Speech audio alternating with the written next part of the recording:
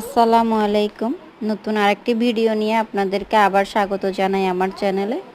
মাছ রান্না করছি আজকে অন্যরকমভাবে, জিরা বাটা, রসুন বাটা, পেঁয়াজ বাটা দিয়ে। রান্নাটা কেমন হলো অবশ্যই কমেন্ট করে জানাবেন। ভিডিও দেখে ভালো লাগলে একটা লাইক করে যাবেন। আপনাদের লাইক কমেন্ট আমাদের অনুপ্রেরণা যোগায় নতুন একটা ভিডিও দেওয়ার জন্য। তো সেখানে আমি মশলাটা কষাই ফেলছি। কষানোর পরে আমি এখানে কিছুটা পানি অ্যাড করব, যেহেতু শুধু মাছ মশলা দিয়ে ভুনা করব, আর কিছু ইউজ করব না, এখানে অ্যাড করব না আলু বা কোনো সবজি ইউজ করব না। তো দেখতেই পাচ্ছেন আমি এখানে পানি দিয়ে দিয়েছি পরিমাণ মতো, যতটুকু আমি রাখবো। গ্রেভিটা একটু ঘন রাখবো, পানি দিব না, এখানে সবজিও ইউজ করব না। মাছগুলো দিয়ে দিব একে একে। মাছগুলো দেওয়ার পরে কিছুক্ষণ রাখলেই হয়ে যাবে, কারণ এগুলো আমি হালকা হালকা করে ফ্রাই করছি তেলের মধ্যে, বেশি ফ্রাই করি নাই, লাল করে একটু একটু করে ফ্রাই করছি।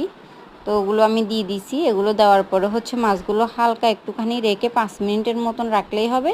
এরপরে আমি টমেটো ধনেপাতা দিয়ে লাস্ট ফিনিশিং এটাই দিয়ে তারপরে আর একটুখানি গরম করে টমেটোটা সিদ্ধ হওয়ার পর তারপর আস্তে করে এই তরকারিটা নামাই ফেলবো। 2 মিনিটেই রান্নাটা শেষ হয়ে যায়, যদি আপনার সব কিছু আগে থেকেই রেডি থাকে, মশলা টশলা যদি বাটা থাকে, তাহলে মনে করেন 2 মিনিটও লাগে না। আর ব্লেন্ডার থাকলে তো কথাই নেই, ব্লেন্ডারে তো মশলা বাটা কোনো ব্যাপার না, পাটায় বেটে যদি একটু স্বাদ বেশি করতে চান তাহলে পাটায় বেটে নেবেন। আমার মতন আমি পাটায় বেটে রান্না করছি। অবশ্য কালার টালার দেখছেন কত সুন্দর আসছে।